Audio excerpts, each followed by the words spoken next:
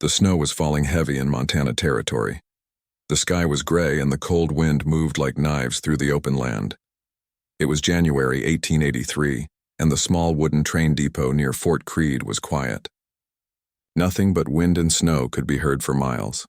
A single woman stood alone on the platform, her face pale from the freezing air, her thin gloves already soaked through. Her name was Laurel Norwood. She had just stepped off the train an hour ago, her carpetbag beside her feet, her bonnet tied tightly under her chin.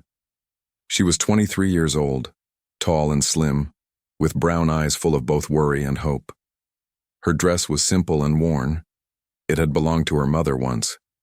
The buttons were loose and the hem was stitched by hand. She had left everything behind in Ohio, the cemetery that held her parents, the house that was taken by debt, the life that had grown cold and empty. She came here to be a wife, but not in the way most girls dreamed.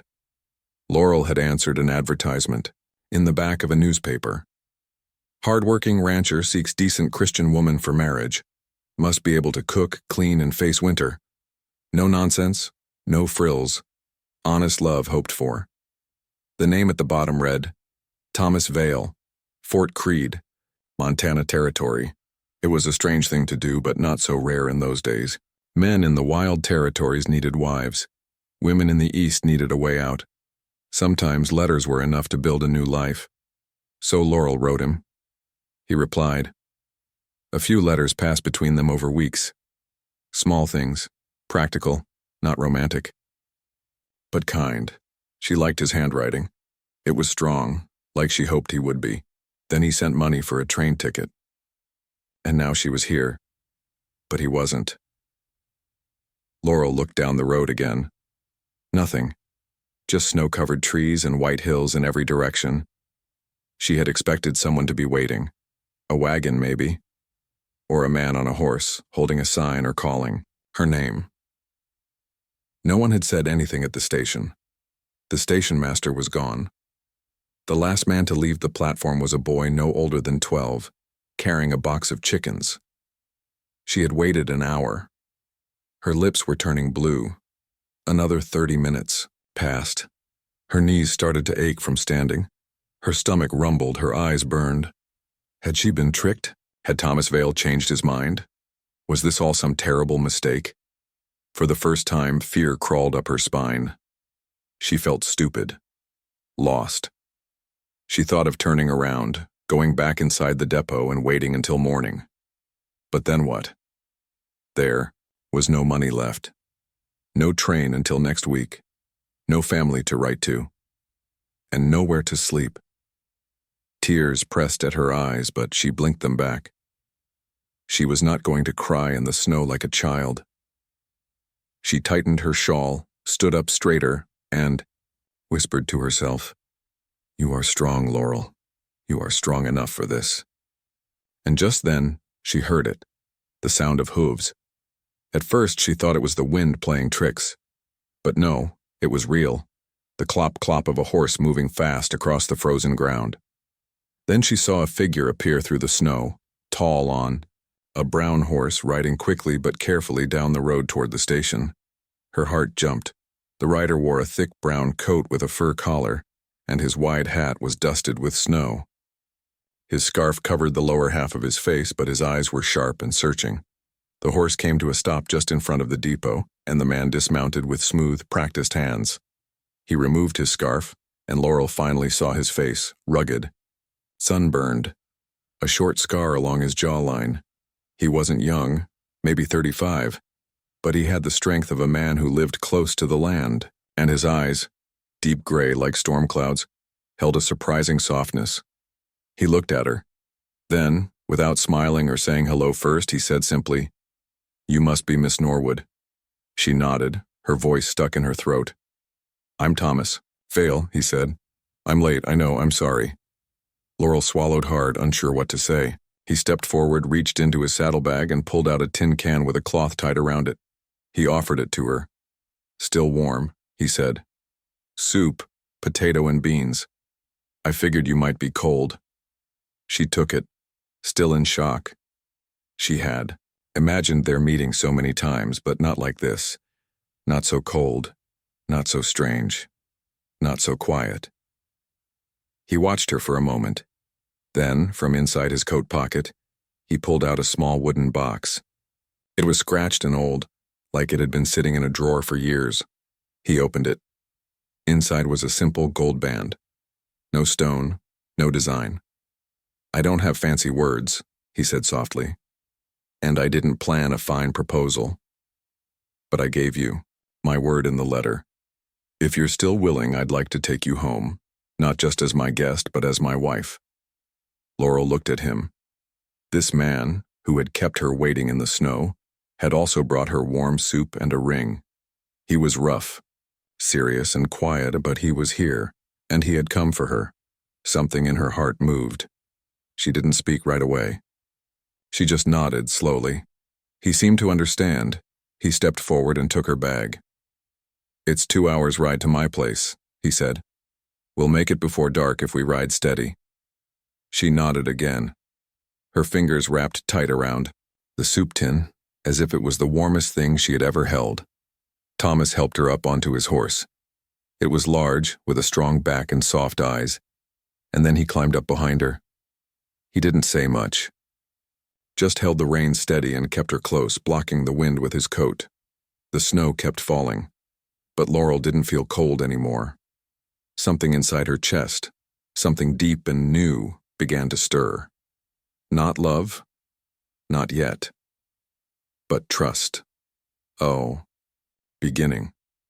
The first crack in a wall of fear. She didn't know if this man would be good.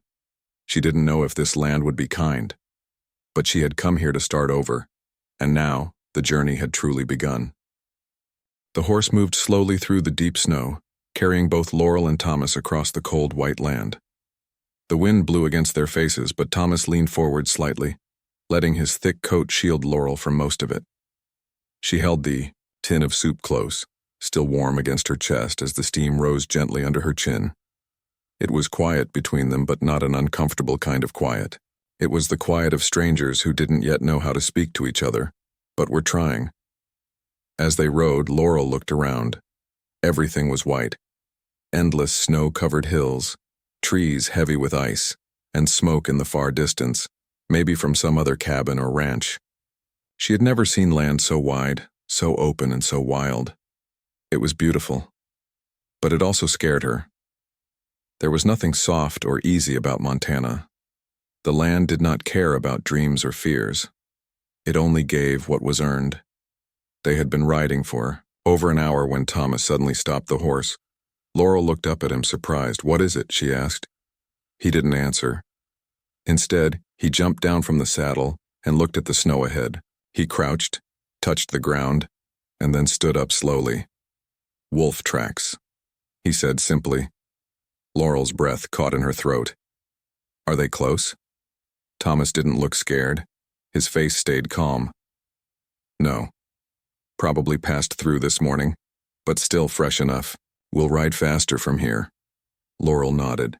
She gripped the saddle tighter as Thomas got back on the horse. He gave a soft command, and the horse began to move faster now, pushing through the snow with more effort. Laurel felt her heartbeat rise. Wolves? She had read about them in books, but never thought she'd be near any. The city life she had known felt far away now, as far as the train tracks she had left behind. Soon the hills began to change. Trees grew thicker. The snow wasn't as deep here. And then, through the trees, Laurel saw it. A cabin. It wasn't large. The roof was low, with smoke rising from a crooked chimney.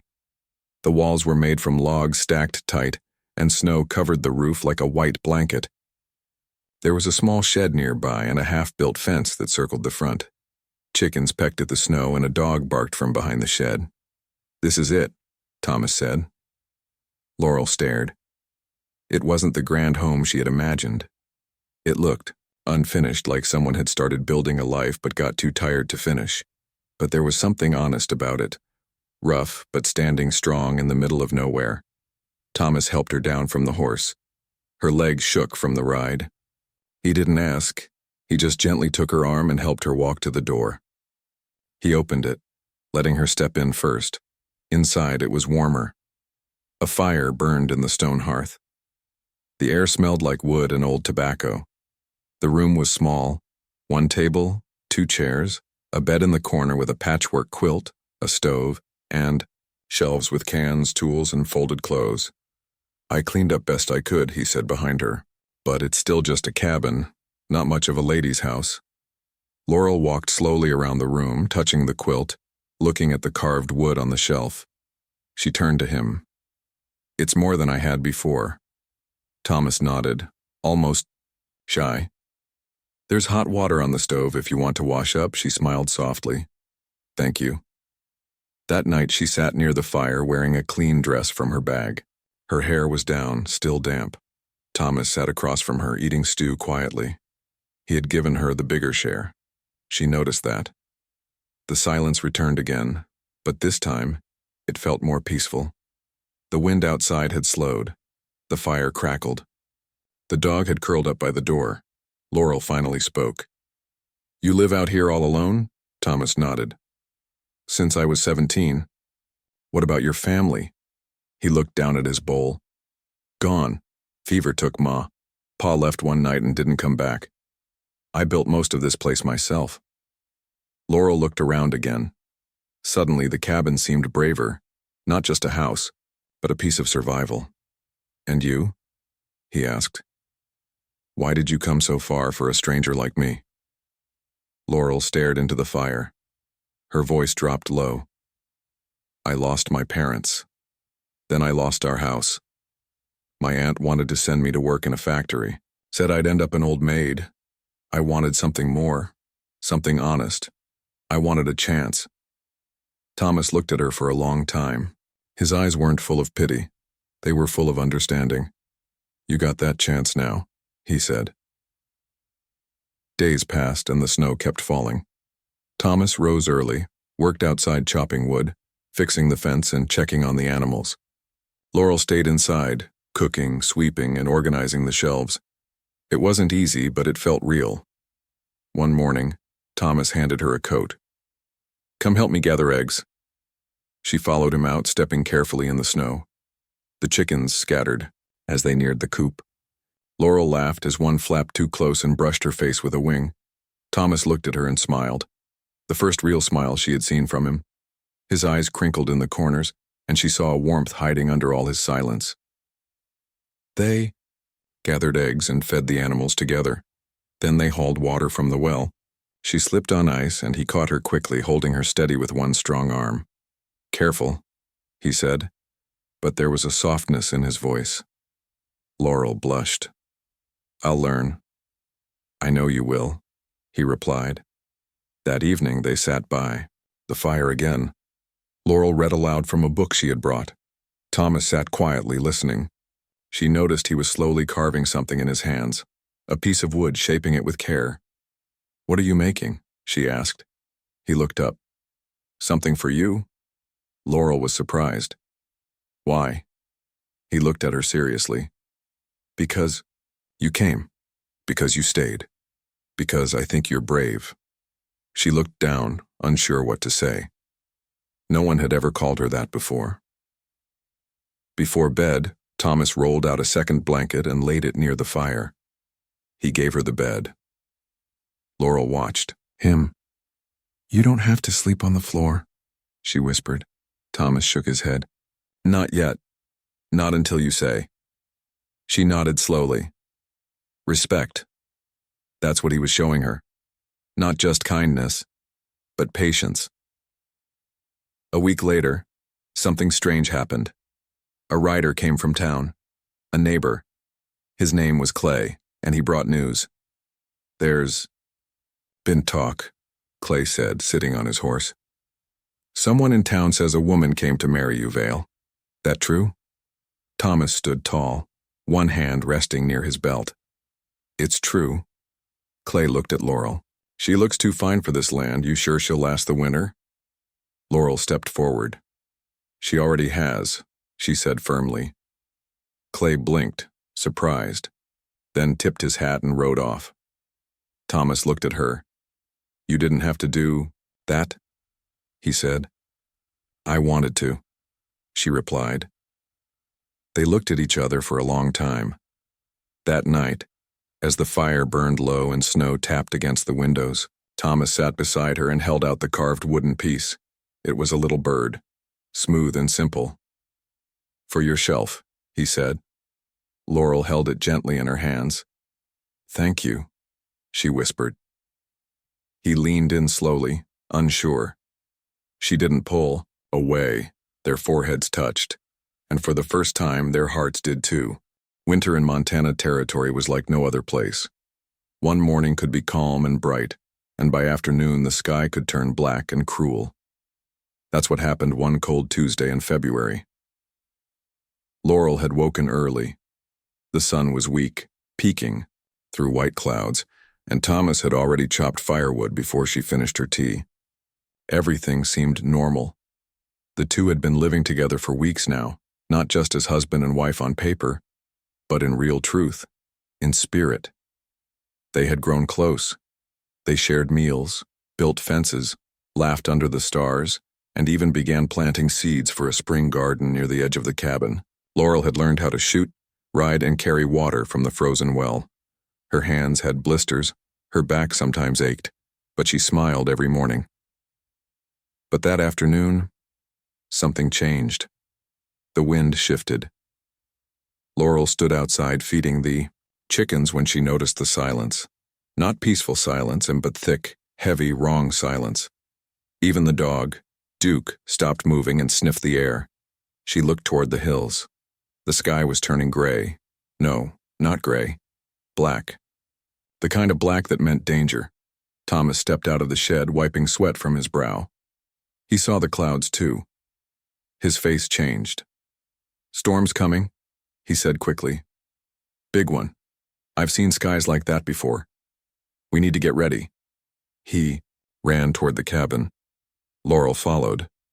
Inside, he loaded the stove, checked the windows, and tied heavy blankets to the doors. The wind began to howl like a screaming animal. Laurel's heart pounded as she stuffed towels under the cracks of the door.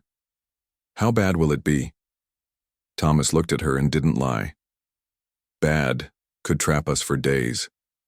By nightfall, the storm was here. Snow slammed against the cabin walls. The roof creaked. The windows shook.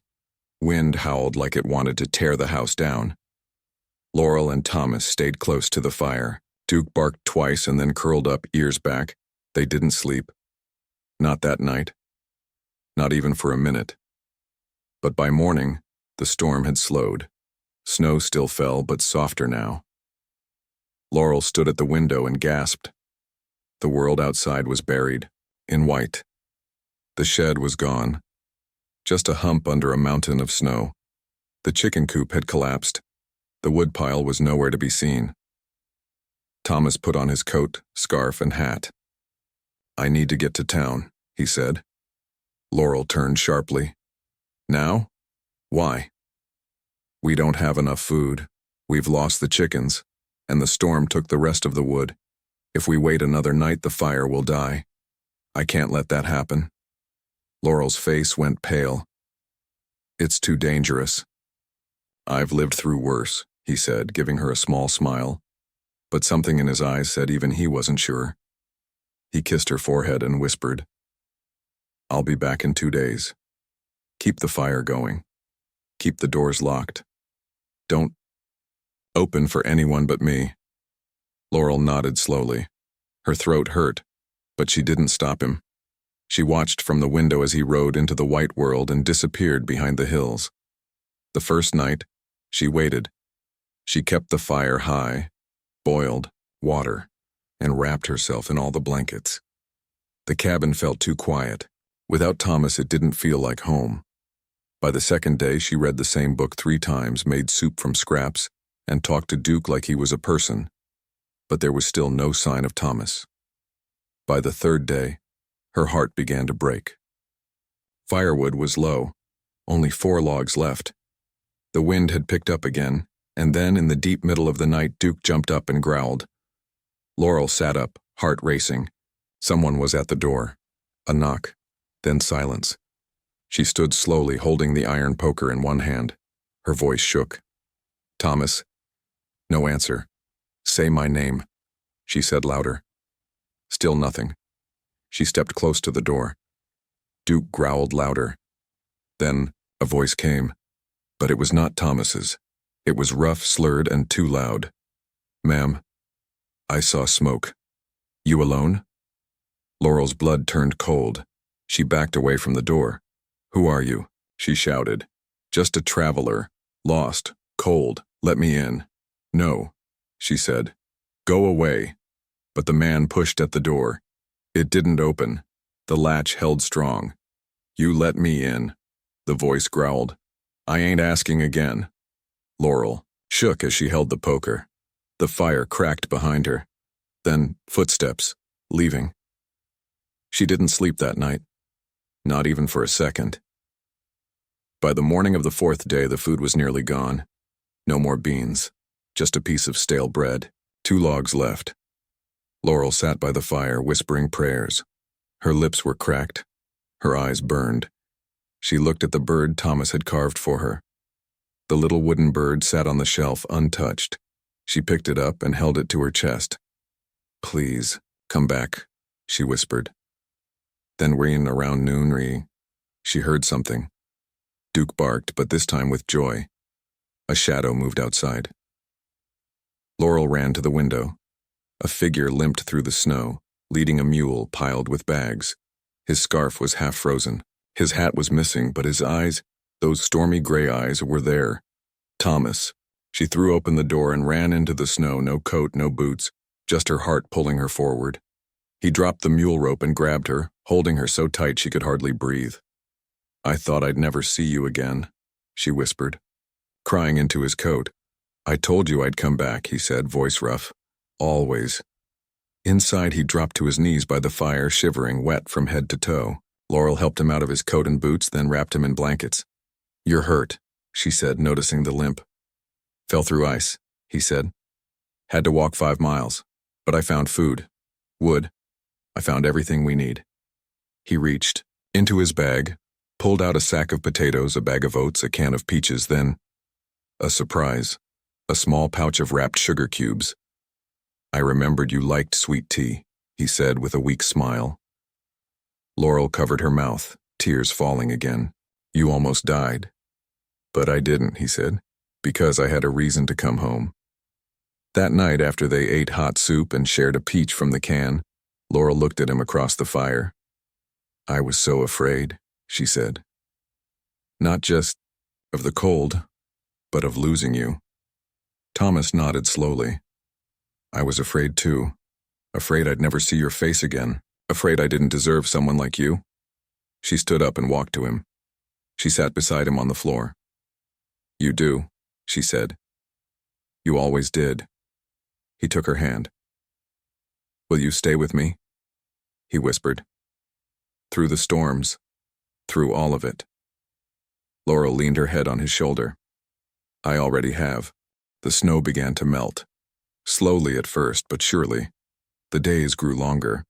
The sky turned from gray to soft blue. Trees whispered in the breeze, and little rivers of water ran down the hills as the white blanket of winter finally pulled away. Spring had come to Montana territory. Laurel stood outside the cabin, her feet in warm mud, her hands full of seeds. She wore a shawl and her hair in a loose braid. Birds sang above her, and Duke chased squirrels under the trees. She smiled at the sound of Thomas sawing wood behind the cabin. It had been 1 month since the storm that nearly stole everything. But now, everything was changing. Thomas had healed from his fall through the ice. The limp in his walk remained, but he never complained. Laurel cooked warm meals, kept the fire going, and helped him build up their small home. She had become strong in ways she never knew were inside her. They were no longer strangers. They were something else now. Partners. Quiet, careful, but full of trust. But one thing was still missing. Love had grown between them like roots under snow. Strong, unseen, patient. But no one had said it yet. No words, no confession, just soft glances and long silences. until the day the porch was finished.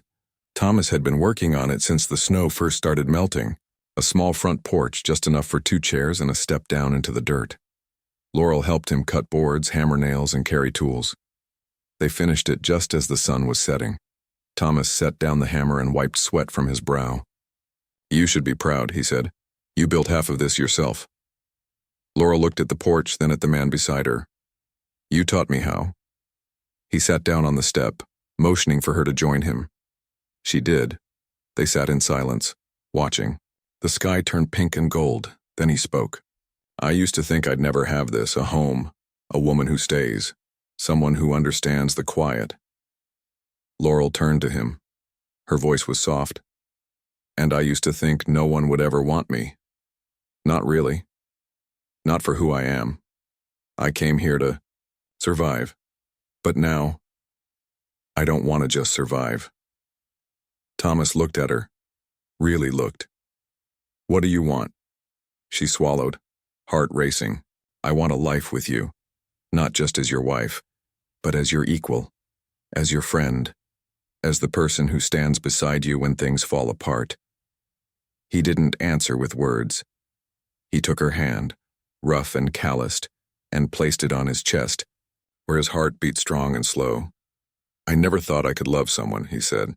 "I thought I didn't deserve it. But every day I see you, I know I was wrong." Laurel blinked hard, tears forming in her eyes. "You do love me?" she whispered. He nodded. "I've loved you since the day you waited in the snow and didn't walk away, since you took the soup and wore that look of strength on your face." She leaned into him, their foreheads touching once more. "I love you too," she said, "and not just for what you've given me, but for who you are, for how you see me, for how you came back." He pulled her close, and there, under the rising moon, they kissed for the first time. Not a kiss of safety or comfort, but of true and open love. From that night on, everything was different, not louder, not fancier, but deeper. They planted a garden together, tomatoes, onions, squash. Laurel learned how to mark the rows. Thomas taught her how to spot when the soil was dry. They repaired the roof, built shelves, added curtains. Laurel sewed by hand. Thomas carved her another wooden gift, a small heart, smooth and plain. She placed it next to the bird on the shelf. They began going to town once every few weeks. The townsfolk stared at first. Whispers passed between them. Some thought she would leave. Some thought the marriage was only paper. But Laurel stood tall beside Thomas at the general store. She smiled kindly and spoke with grace, and Thomas held her hand in front of everyone. He didn't hide it. He was proud. One evening, they visited the little church near the river. It was simple, just wooden pews and a preacher with a white beard. After the service, the preacher asked them, "Would you two like to bless your marriage in front of the Lord?" Laurel looked at Thomas. He smiled. "Yes," he said. "Yes, we would." The ceremony was small. Just the preacher, a few neighbors, and Duke wagging his tail in the corner. But it was real. Thomas placed the same gold ring on Laurel's hand, the one he had brought to the train depot long ago. This time her hands were not cold. This time, her heart was ready. Months passed. The garden bloomed. The porch stayed strong. The cabin was no longer just a shelter. It was a home. One warm afternoon in July, Laurel stood by the fence watching the sun rise. Her hands rested on her belly. Thomas stepped beside her, wrapping an arm around her shoulders. "Feeling okay?" he asked. She nodded, eyes shining. I think the baby kicked." His eyes widened with joy. He knelt, pressing his hand gently on her stomach. A small thump. Just once. Thomas looked up, his voice thick with emotion. "We're really building a family, aren't we?" Laurel smiled, wiping a tear. "We already have." As the summer rolled on, the cabin filled with new life. Not just from the garden or the baby to come, but from love itself. Friends visited. Neighbors offered help. Thomas laughed more often. Laurel sang while she cooked. One night they sat on the porch again, watching stars above. Thomas held her hand. "Do you ever miss the city?" She shook her head. "Not once. Even with the cold, the storms. I'd go through all of it again," she said, "just to find you at the end." He kissed her cheek. "You didn't find me, Laurel. You saved me." She leaned against his shoulder, and together they watched the sky, full of hope, full of peace.